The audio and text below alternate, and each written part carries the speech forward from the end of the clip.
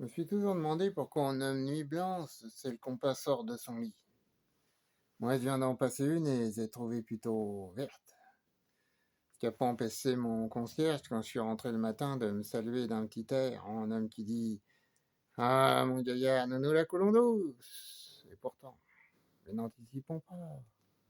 Faut vous dire que j'étais amoureux depuis quelque temps. Oh, amoureux, vous savez, pas à périr. Enfin, légèrement pincé, quoi. C'était une petite blonde très gentille avec des petits frisons plein le front. Toujours, elle était à sa fenêtre quand on se passait. À force de passer et de repasser, j'avais cru à la fin qu'elle me reconnaissait. Je lui adressais un petit sourire. Je m'étais même imaginé, vous savez comment on se fait des idées, qu'elle me souriait aussi. C'était une erreur. J'en ai eu la preuve depuis, mais trop tard, malheureusement. Je me disais, faudrait que j'aille voir ça un jour. En attendant, je m'informe habilement, sans avoir l'air de rien. Elle est mariée avec un monsieur pas commode, paraît-il, directeur d'une importante manufacture de mitrailleuses civiles. Le monsieur pas commode sort tous les soirs vers 8 heures, se rend à son cercle et ne rentre que fort tard dans la nuit. Bon, on me dit, c'est bien ce qu'il me faut. Nous étions dans les environs de la mi-carême. À l'occasion de cette solennité, j'avais été invité à un bal de camarades, costumé naturellement. En fait, j'ai beaucoup d'imagination. Alors tous les amis m'avaient dit, tâche de trouver un costume drôle. Et de me déguiser dès le matin en hussard rose de Monaco. On me dirait qu'il n'y a pas de hussard rose à Monaco, qu'il n'y a même pas du tout de hussard. Et s'il y en a, ils sont généralement en civil. Je le sais aussi bien que vous.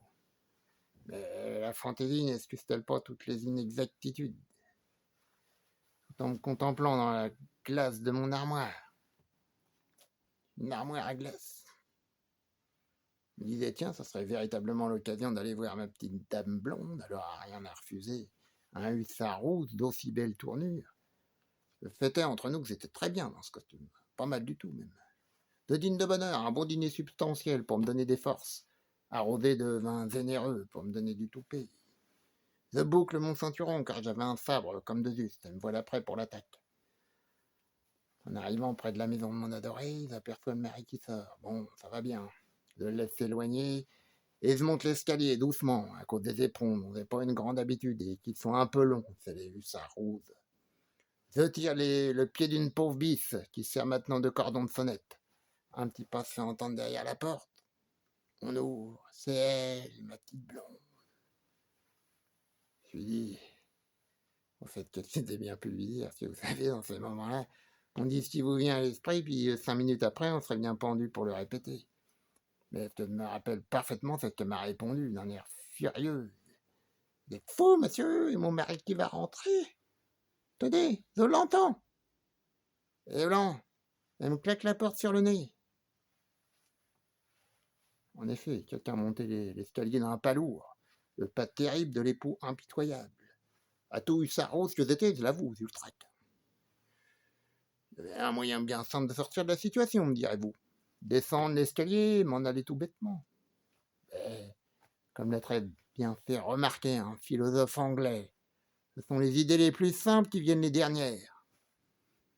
Pensez à tout sauf à partir. Un instant, j'eus l'idée de dégainer, d'attendre le mari, pied ferme. Absurde, me disent, et compromettant.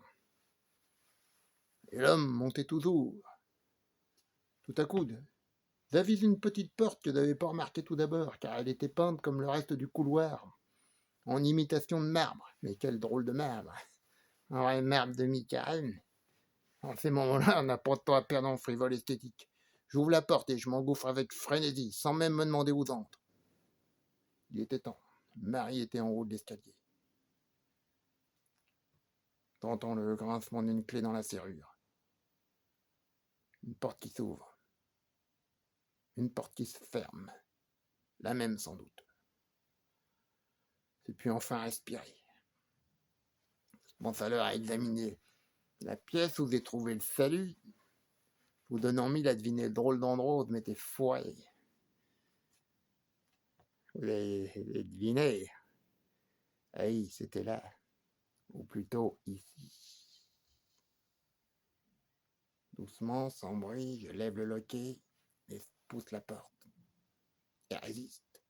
Je pousse un peu plus fort. La porte résiste encore. se pousse tout à fait fort, avec une vigueur surhumaine. La porte résiste toujours. On porte des raisons sérieuses pour pas s'ouvrir. Je me dis, c'est l'humidité qui a gonflé le bois. Ce marque-boute contre le massin. Peine perdue. Décidément, c'est de la bonne menuiserie. Une idée infernale me vient. Si le mari, m'ayant aperçu d'en bas et devinant mes coupables prosés, m'avait enfermé là, grâce à un verrou extérieur. Quelle situation pour un hussard rose, un soir de mi-carême, et moi qu'on attend au bal. Non, non, non, non, non, c'est pas possible. J'éloigne de moi cette sombre pensée. La porte reste immuable comme un roc. Les guerres-là, sauce masquée. Heureusement qu'on peut s'asseoir dans ces endroits-là. J'attends. Pas bleu, quelqu'un viendra bien me délivrer. On vient pas vite. On vient même pas du tout. Que mange-t-il donc dans cette maison? Des confitures de coin, sans doute? De la rue monte à mes oreilles le joyeux vacarme des trompes, des corps de sas, des clairons, et puis terrible, le son des horloges, les quarts, les demi, les heures, et le libérateur attendu n'arrive pas. Tous ces ans-là se sont donc gorgés de bismuth aujourd'hui. La prochaine fois que je reviendrai dans cette maison, j'enverrai un melon à chaque locataire. De temps en temps, avec un désespoir toussant, je me lève et faisant appel à toute mon énergie. Ça pousse, ça pousse la part. Ah, pour une bonne porte, c'est une bonne porte. Enfin, épuisé, renonce à la lutte. La poignée de mon sabre m'entre dans les côtes, de la crosse au loquet de m'endort. Sommeil pénible, entrecoupé de cauchemars. Le bruit de la rue s'est éteint peu à peu. On n'entend plus qu'un corps de sas qui s'obstine héroïquement dans le lointain.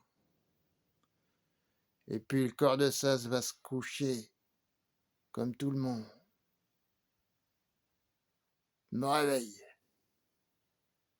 C'est déjà le petit jour. Je me frotte les yeux et me rappelle tout. Mon sang de hussard rouge ne fait qu'un tour. Je décrosse mon sabre et le tire à moi. Ça vaut à peine vous dire le reste. Imbécile que j'étais, double imbécile, triple imbécile, centuple idiot, milluple crétin. J'avais passé toute la nuit à pousser la porte, elle s'ouvrait en dedans.